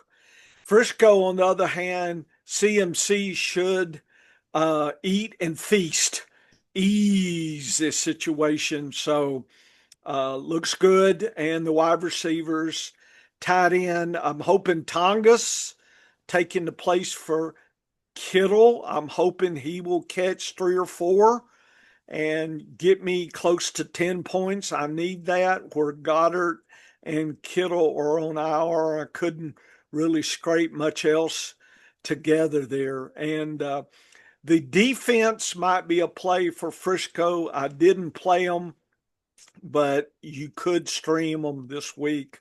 I had some other streaming issues, and the kicker is fine as well. Efficiency, New Orleans actually had last year was more efficient by half, by double. Then San Francisco had a lot of problem last year. New Orleans at home tended to rush and pass about the same, a little bit more pass than rush. And New Orleans loves home, 22% more efficient. Again, that was 2024. We'll have that data in another week, Dennis. So all this old data will flip away and the DAPs will all be new data. Frisco last year loved home, 24% less efficient away. And if they were away, they rush less and pass more. But the DAPs are saying do the opposite. So there's a lot of uncertainties based on, again, last year's data with efficiency. So I'm hoping Olave's still the play based on volume. And if I can get 12 points, I think I'm going to consider that a victory given what I see with the DAPs and the efficiencies and whatnot. This is a very interesting game to handicap. The one thing I feel pretty certain about is I think the New Orleans defense, what we saw of them last week, I'm a little more impressed versus what I saw at the end of last year. So I really like the under in this game. I feel pretty good about that. I think New Orleans could pull off the upset. So there's Dennis, no, don't you say I'm that. actually thinking there's about a 30% chance that we could see an upset in this game because you got Mac Jones at quarterback. You have no Kittle. Jennings might miss the game. So you're really limiting what Mac Jones has to work with. And it's going to be CMC all day. New Orleans made, like, they held Kyler Murray. Like, they didn't let him have a big game on him. And I think Kyler's better quarterback than Mac Jones right now. San Francisco's a better team than Arizona, but Mac Jones is the X factor here that could cause problems. But you're right. They're going to have to lean in to McCaffrey all the way. Pearsall is going to have to come up with a big game. I've got some Tongas in my lineup where I had Kittle in a couple of other options where I grabbed him and played him in some 2 tight end leagues. See, that's the thing. You got to play Tongas. You can't wait for Meyer. No, you can't. You got to go with that because if Bowers plays, Meyer's a non-factor. So I think that's the play. If you had Kittle, is to try to get. Now I shifted some of my Kittle to Brenton Strange, who I had on the bench. Fortunately, I had him as well, and so I had some Goddard, and that played out. So Calaterra, you reminded me about that. Yep, so he could be a secret play. Desperation, break the glass if you need a body out there. There you go. So, JC, what do you think? Am I absolutely crazy for thinking New Orleans could pull off the upset at home? JC said he had to step away. Oh, okay. No problem. So he chatted us. Yep. Great to have him visiting. We are really enjoying our Yeah. relationship with the sports affiliation. Well, Yeah. let's jump in and take a look at a different game, another Okay, game. so Dennis, you want some in the middle here? You want to pick? I Let's take just that Chicago. assumed for Yeah, our matchup we would be high and low, so the mid. correct. Let's take a look at that Chicago Detroit game. It's towards the top end, but we've got two other bigger Husky games Yeah, to you're talk talking about. about game two, right? Yeah, let's look at that game, Detroit Chicago. And boy, talk about an important game for both But teams. boy, look what Vegas says about a touchdown, 47.5, lots of points, but the points are to Detroit with their home away bias kind of situation. And it wasn't as bad last year as the previous year, but still 14 point percentage more efficient at home, Dennis. Woo. Wow. And so I'm just jumping to the efficiency. Last year, they were one of the best teams in efficiency, almost 90. That's like the top two or three. Home away plus 14% efficient. At home, they love to pass. Love it, love it. 28%, 14% less rushing. So let's look at the defense, and it's exactly the opposite, except for Laporta as far as the passing. But you can't keep the sun god down. But I'm wondering, does this, these are older daps from last year. Does Chicago, has their defense gotten better against the wide receivers and tight end? This would say a mixture of short tight end passes or Gibbs being dynamic is more the leads Detroit to beat. But 30 points, that's a lot to distribute without including the sun god. And I actually played some Williams this week. I didn't play him last week, but I'm going to go against the Daps because of that home field advantage. And so I'm hoping that you know these Daps are not efficient, but for since they're old, but I don't know, Dennis. That's what it said. Chicago, on the other hand, should be passing all day long. Moore and whoever should get the passing. Let's see who's the passing guys here. DJ Moore and Adunze looks like I got them about wide receiver threes. Uh, so there's, it's not, it is what it is. That's what it looks like to me. Swift has 60s, so he's about a three. Caleb Williams is about a two. So really, the rankings would say don't worry about Chicago, and there's going to be a split with Moore and Ramadunze. So even though there's an easy Detroit gives away that, looks like the activity could, there's a 1A, 1B situation that could cut both players here. It's not a bias to Moore like he got last year, I thought. Yeah, I like Adunze in this game quite a bit. I'm a Okay. little bit worried about both Swift and Moore. Yeah. Moore, I'm playing ahead of Swift in some teams where I have both and I have a flex to fill. Yeah. But I really like Adunze in this game. I think this is a good spot for him. The Chicago defense, my goodness, first three quarters, they looked really good. The last quarter, they looked You really think they bad. just got first week just kind of got gassed or tired or Well, they got the offense overwhelmed? the offense just couldn't move the ball anymore, and it opened up the opportunities for Minnesota to rally in that game because the Bears couldn't keep their defense off the field. They couldn't move the ball, so the defense probably did get gassed in that fourth quarter. So Detroit though has a way of of really, especially at home, of making a good defense look bad, because they do game plan quite well when they are the home team. I agree with you. Jameson Williams, this is a good week to start him. Sun God is always a start. Well, when I say good week, Yeah, for it's a flex, you better not correct. have any. No, If I no, had a Olave, I'd probably play him over Williams, but I agree. I agree. but if you need somebody and you can't find anybody, then I wouldn't be afraid. Last week I set him down Yes. uh, Yes. because Green Bay and the away.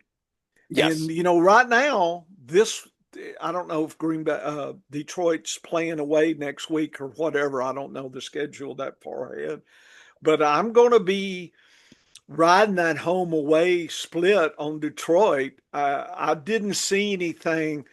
Let's just say if Detroit has the game Vegas thinks they will have, that will definitely keep me keep me playing that home away split on some of my players. Golf, I just don't have any places where he was my one. He's just my Yes. two. Correct. And I played Love over him. I played, actually, I think I had Dak over him. So I just hadn't had any choices to play. I mean, if I had somebody like Lawrence or somebody a little sketchy, Penix, or then yeah, I'd play Goff, but I just didn't have that. I drafted people I thought quarterbacks that were better than Goff. I did have, I didn't wait that late. Goff would have been where I just, for some reason, waited way too late to draft my one quarterback. Or there's I been an injury, and there hasn't Yeah. been yet. No, I have a lot of Goff as my second quarterback in Me Superflex too. leagues. Me too. That's where I think he Mm-hmm. lines up. But you got to love him at home. I think this game is going to be over on points. Really? I know that's a big number, but I think both teams are going to have success against each other. Um, Ben Johnson knows Detroit very well, and Right. but Detroit knows Ben Johnson very well. So I think this is a case where both offenses are going to eat at home, or at indoors. No Right. worry about weather. I think this is going to be a close game. I don't Right. believe that 6.5. I think the original spread of 4.5 was closer, and I probably still would have taken Chicago in the points. But Right. I'm not crazy about that one, but I will. I think it'll be a field goal game. I think Detroit will still win, but I think it will be a field goal game. All right, we've got to go ahead and look at my What? my Chiefs What? this week. What? What? I do want to ask you one question. Yes, sir. Baltimore, Cleveland minus 12. Are Ooh, we are we are we buying? Well, let's not, folks. Y'all can look at the DAPS and get into the depth with my player rankings, but just on the face of it, it looks like Baltimore. If if Vegas is right, Baltimore doesn't need 34 points to beat Cleveland. If Vegas is wrong and Cleveland's tougher than you think, then that spread is an issue. So it depends on I guess I'm trying to get Dennis's temperature on his scenario between those two players. That's all, Dennis. Let's not get too deep, but that yeah, just set out to me as the strangest spread of the week. that's way too big on the spread. That's what I thought too. Baltimore's defense was points last week, and I Yeah. know it was Buffalo. I know Buffalo is a lot greater offense than Cleveland, but here's the thing: is like Flacco isn't bad, and Cleveland's got some weapons. Flacco is steady, He's and he steady. will take what they give him. And I Correct. think he will claw his way better than 10. I really think better than 10 points. I Oh just yeah, don't yeah, know if Baltimore needs to score 34. I'm not advocating the over. I'm advocating the spread is really seen to be funky to me. Yeah, I think the spread is wrong. I think the over is at 45, Yeah. latest line. That's probably too low with the way Buffalo gave up, or the way Baltimore gave up so many points to Buffalo I mean, last week. Cedric Tillman, I'm I, playing him in a few places just in my flex. Just I, he could get a touchdown again. There's I, nothing to stop him from getting a touchdown. and we saw the Buffalo tight end, Dalton Kincaid, have his way Yeah. against Baltimore. You got Njoku and Fannin.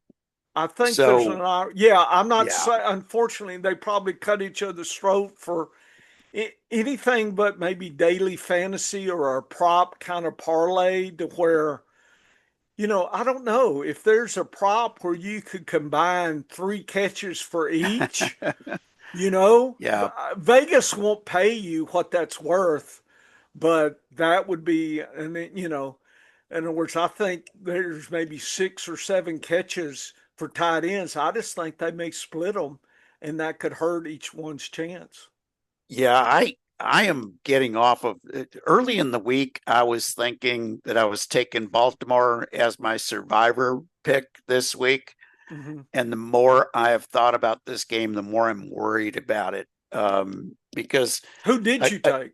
I'm, I'm probably taking Dallas against the Giants, as crazy as that sounds. I Well, know that, I played Dak a little bit more twice. I yes, set him. yes. I have him. I think six. I played two. Set him. Of course, for love. That makes it easy. I know everybody say, "Well, you're hindsight." Look, folks, I played love because I know what he did last year when things were cooking, and I just Yeah. had, and now he's got a defense, folks. I think Love, unless, you know, I think they can keep these in. Yeah, if Wicks gets hurt or I mean, if there's more injuries, Love's going to get in trouble. But right now, I think he's still got enough to I'm going to look hard to play him next week as well with that defense rolling, folks. I mean, Washington is not a bad team at all. And anyway, but that's what I was thinking about the Dallas situation there, And Dennis. I'm going to point out that Vegas was predicting 27 and a half points for Green Bay, and they scored 27. They were predicting 20 and a half for Mm-hmm. Washington. If Washington had not missed two field goals, Yeah, like they make one of those two field goals, and Vegas is perfect for the yeah, week on that yeah. game. People need to realize that, and yeah, that's why when I put these out here, so we're just stepping away from the thinking. This is what I call foundational thinking. This is where you start. It doesn't mean where you end, right? Yeah, We're and talking about Baltimore, Cleveland minus yes, 12. That doesn't mean I stop there. Oh, okay. I think I understand that game. No, my common sense that Dennis and I have just been talking about, we're a little concerned about that, but it's a starting point. It gives us something to reference. I think people do themselves a disservice by not at least peeking what Vegas is saying. At the horse track, for instance, it's called an early look in. I like to see the odds about 18 minutes out, 15 minutes out, oh 10 yeah, minutes out. early money. I just want to kind of see what's everybody's thinking, and you start thinking about things and you start realizing, hey, they're missing horse X or Y, and it kind of sharpens your focus. So that's the point of the top down. Is that's why I start with the Vegas, is trying to imagine the game. If Vegas is perfect, this is what happens. If they're not perfect, what could happen? What do I think? What does the MVP tell me? What is the consistency? What do my rankings say? The what's injury saying? What's the weather condition? I mean, everything's starting to synthesize in, but I start here. It's like if you go on a trip, you look at the map, right? Okay. Is there any construction? What's going on? Am I going to go through this big city at rush hour? What do I need to do in my travel? So that's why I advocate top down, folks. You don't start player up. Uh, This is the context. Make it to where you begin your thinking. Okay, it's not the end; it's the beginning. So anyway, Yeah.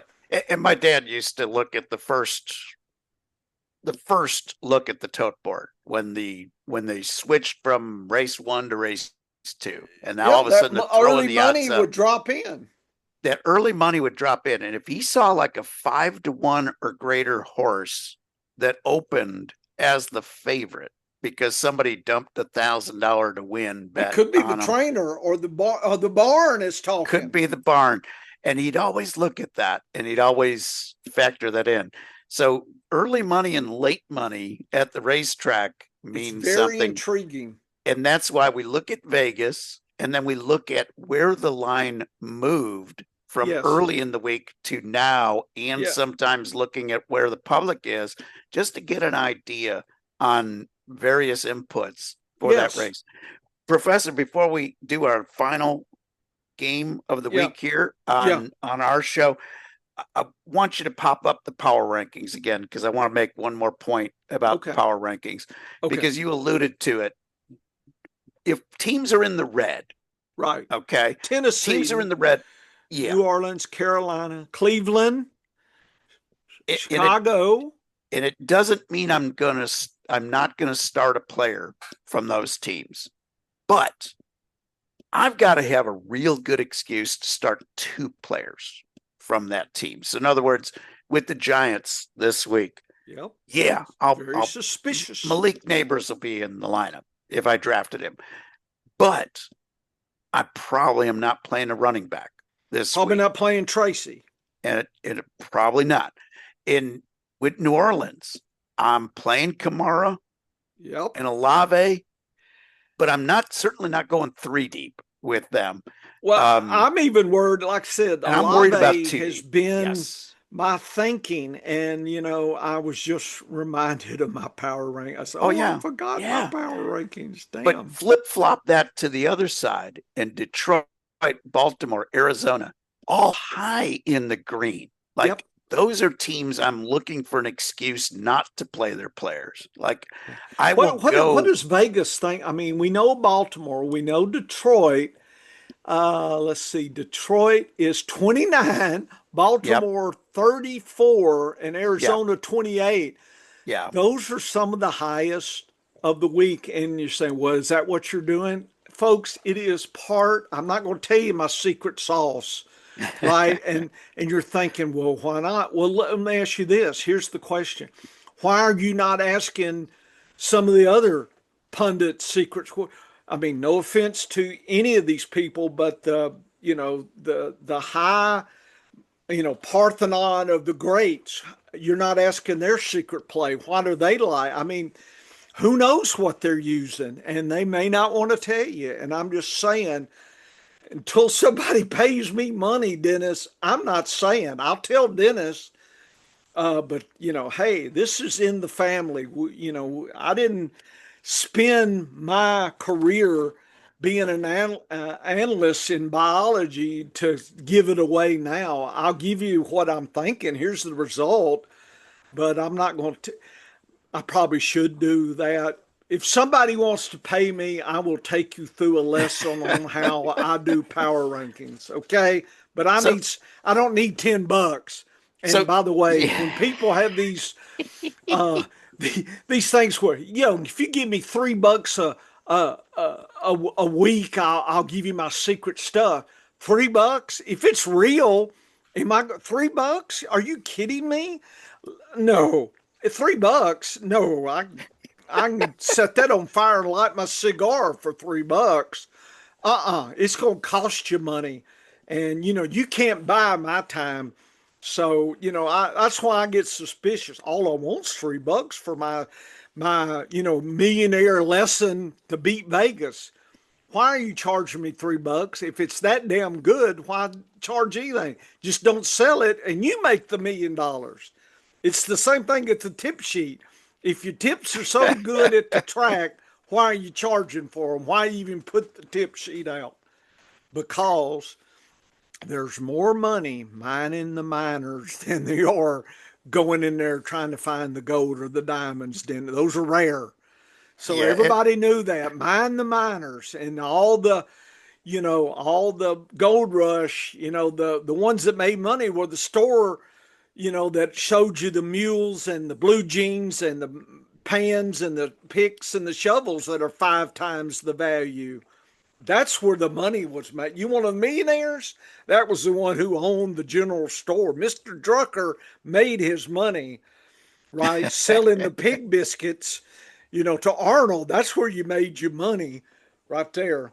Anyway, go ahead, Dennis. yeah, Don't get me going. It's funny you say that because I saw a funny comment on Twitter from Ag Twitter last week where the guy, so he grows corn, soybeans, and oats, okay, on his farms, and he took his granddaughter to a petting zoo over the weekend, and he calculated out what the oats. He said he's in the wrong business, growing these oats, because the guy who was selling them by the cup to feed to his own animals for the petting zoo was basically getting paid about $45 a bushel for his oats. So yeah, and he was like, yeah, that's the way to be. But here's the thing on these power rankings that I'll tell you. Professor explained this all to me on how he calculates it. I'm sworn to secrecy, but I will tell you this. There are very few things, there are very few tools in the NFL forecasting business that have made as much sense to me as the professor's power rankings. This is not Ouija board stuff.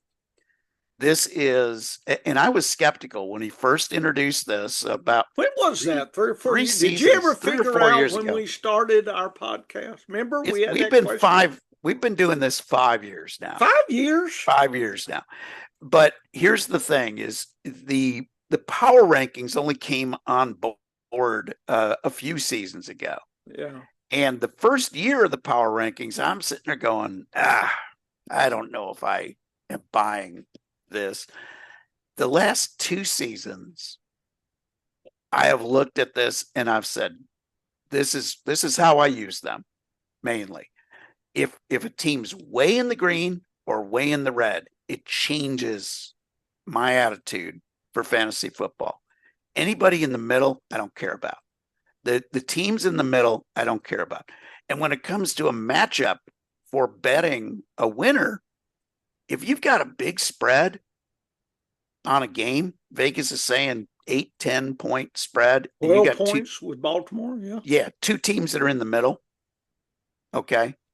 Then I'm on the other side. I'm taking the dog in the points because there's this is not betting rankings for the week. No. This is what I call power. This is the players, the team, the situation.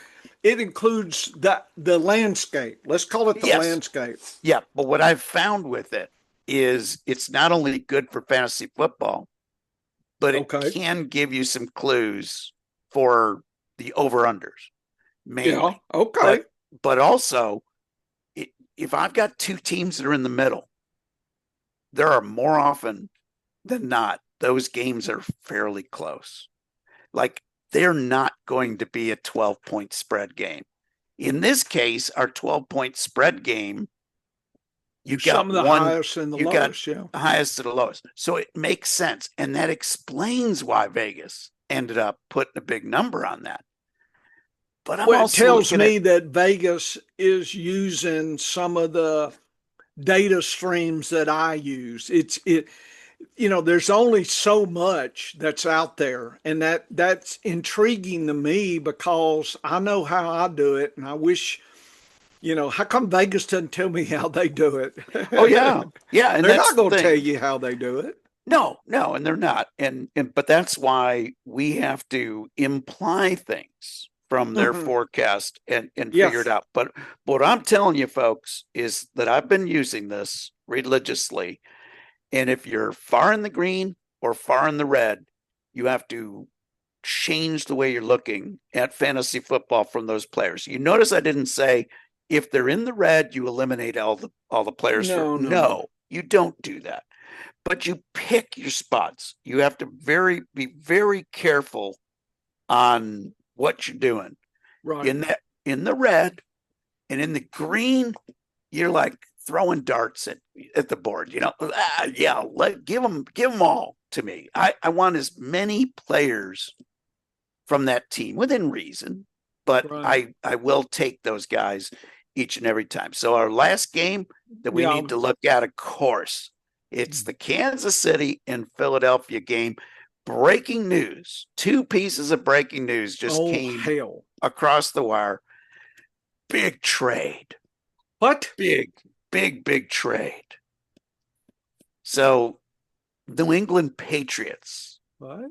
have made a trade with your New Orleans Saints. What? They have dealt wide receiver Jalen Polk to the New Orleans Saints for a bag of peanuts and a frosty malt, basically.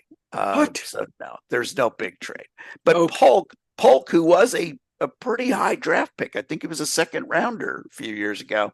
Yeah. He's now with your New Orleans Saints. He's been fighting some injuries, but when he gets healthy, they've got another guy that'll be in the mix at wide receiver. So the Saints wheeling and dealing, grabbing up some old, like former high draft pick guys or higher draft pick guys, day 2 guys Mhm. for day 3 picks. So they're being very smart in how they're doing stuff.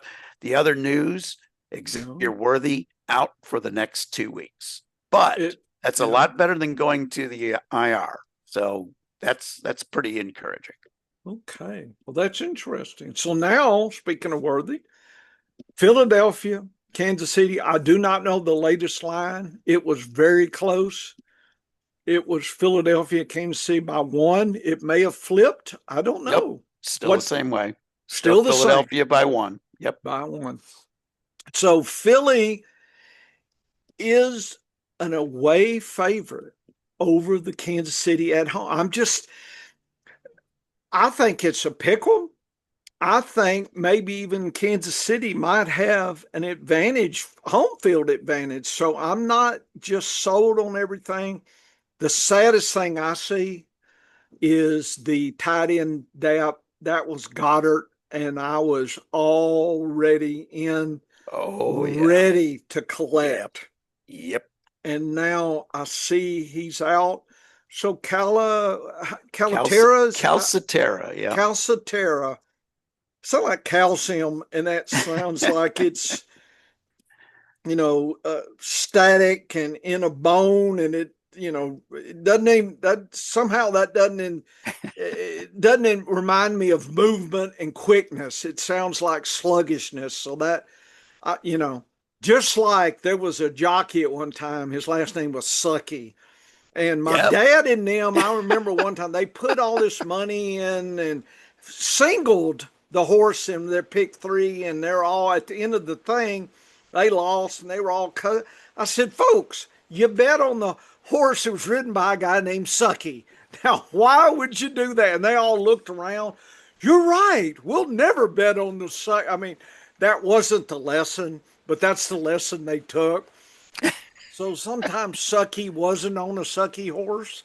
But anyway, so I have some rules, and at the track, if the name of the jockey is, Fall'em or Sucky or, Breakum or something bad, but Sucky. I just don't bet on Sucky, the jockey. I'm sure he was a good fella and a family man, and no offense, I think he's retired.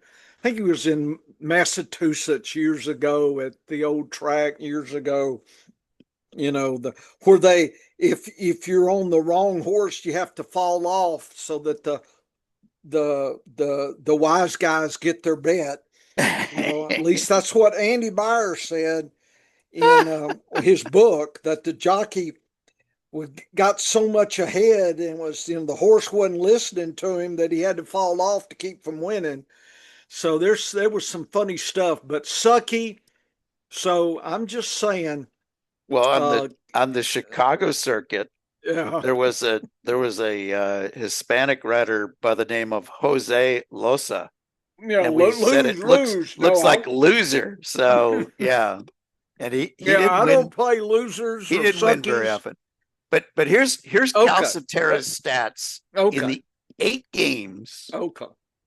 So he got 8 starts last year when Yeah, Goddard was on the bench. yeah.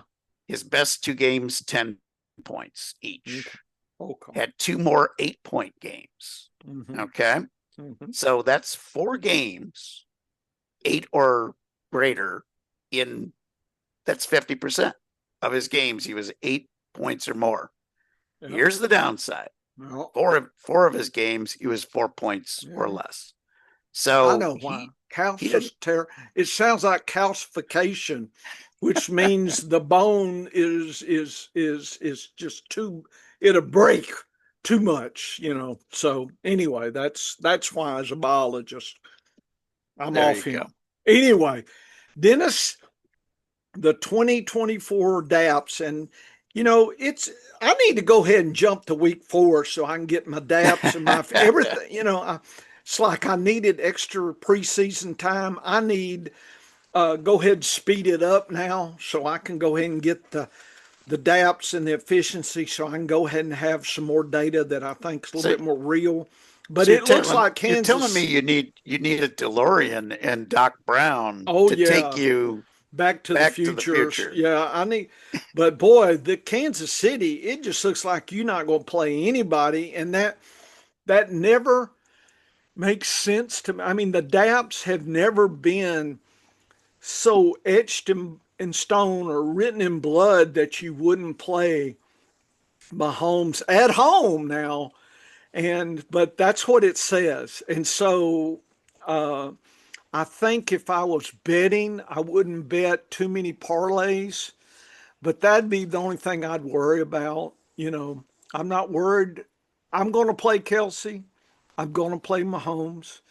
I'm probably not going to play Pachenko unless I gotta, No, no, Dennis. I agree with that play. Yeah. And the wide receiver, I think there is going to be catches. I just don't know about touchdowns. But I think in PPR, you'll probably find with Hollywood Brown and Juju might get you 5 catches.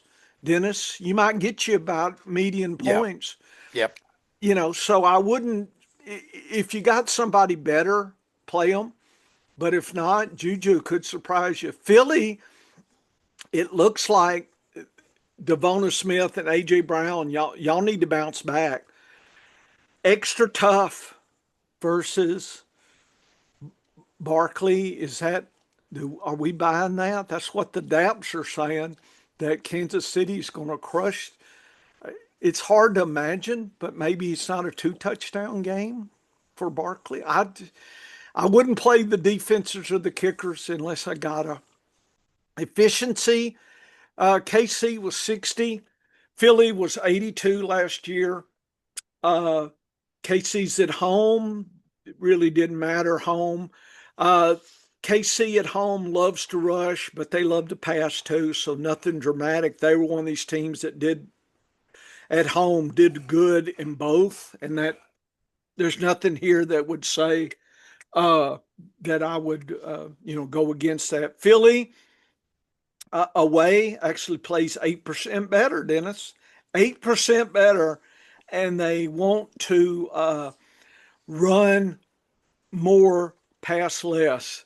And I think the DAPs are saying do the opposite a little bit. So, but really, it's a coin. I think the landscape says the last team got it can win.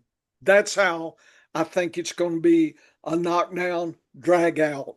fight, folks. And I think and I always wonder in spreads like this, and is what's the injury rate in a low spread game and a low over under where there's a lot of defense and things. I just wonder if anybody looked at that data. That reminds me of another study that I'd like to see.